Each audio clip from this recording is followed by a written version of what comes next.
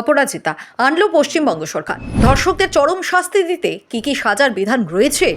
RG Kar medical college ও হাসপাতালে মহিলা চিকিৎসককে ধর্ষণ ও হত্যাকাণ্ডে উত্তাল হয়ে রয়েছে সমগ্র দেশ। এই ঘটনায় চারদিকে চলছে অবস্থান বিক্ষোভ।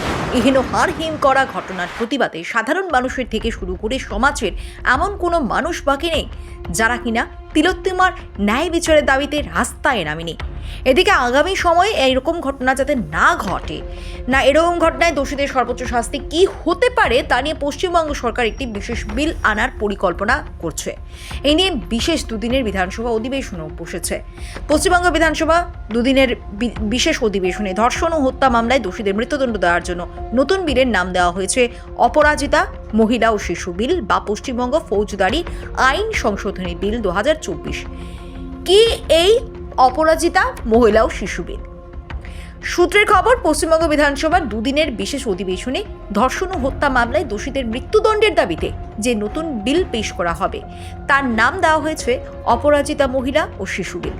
বিধানসভায় পেশ করেন রাজ্যের আইনমন্ত্রী মলয় ঘটক। তৃণমূল কংগ্রেস সূত্রে খবর, মঙ্গলবার মুখ্যমন্ত্রী মমতা বন্দ্যোপাধ্যায়ের বিধানসভায় উপস্থিত থেকে বিল নিয়ে বিতর্কে অংশ নেওয়ার সম্ভাবনা রয়েছে। প্রস্তাবিত বিলের ওপর আলোচনার জন্য মোট 2 ঘন্টা সময় বরাদ্দ করা হবে। গত মাসে তৃণমূল কংগ্রেসের ছাত্র সংগঠনের প্রতিষ্ঠা দিবস উপলক্ষে একটি অনুষ্ঠানে বক্তব্য রাখতে গিয়ে মুখ্যমন্ত্রী মমতা বন্দ্যোপাধ্যায় প্রস্তাবিত বিলটি ঘোষণা করেন এবং বিধানসভার বিশেষ অধিবেশনে এটি পাশ করার কথা জানান। কি শাস্তির বিধান রয়েছে এই বিলে?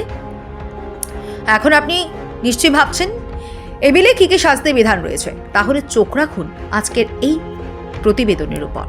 ইতিমধ্যে এই বিলের একটি খসড়া বিধায়কদের পাঠিয়ে দেওয়া হয়েছে।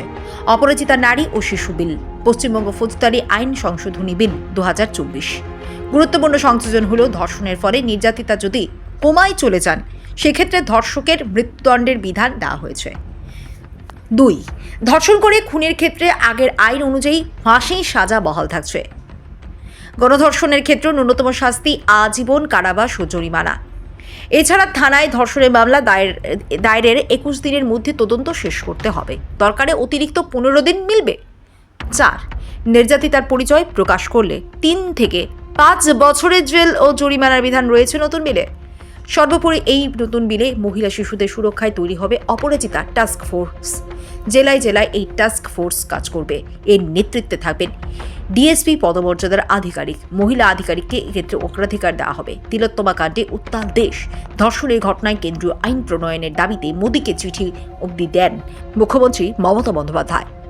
প্রধানমন্ত্রী নরেন্দ্র মোদীকে চিঠি লিখে ধর্ষণের ঘটনায় কেন্দ্রীয় কড়া আইন প্রণয়ন এবং দোষীদের দৃষ্টান্তমূলক শাস্তির দাবি জানিয়েছিলেন মমতা। সম্প্রতি মহিলা চিকিৎসকের ধর্ষণ ও হত্যার সংবেদনশীল বিষয়টি পরিচালনা করার পদ্ধতি নিয়ে রাজ্য প্রশাসন এবং পুলিশ সমাজের বিভিন্ন অংশে তীব্র আক্রমণের মুখে পড়েছে।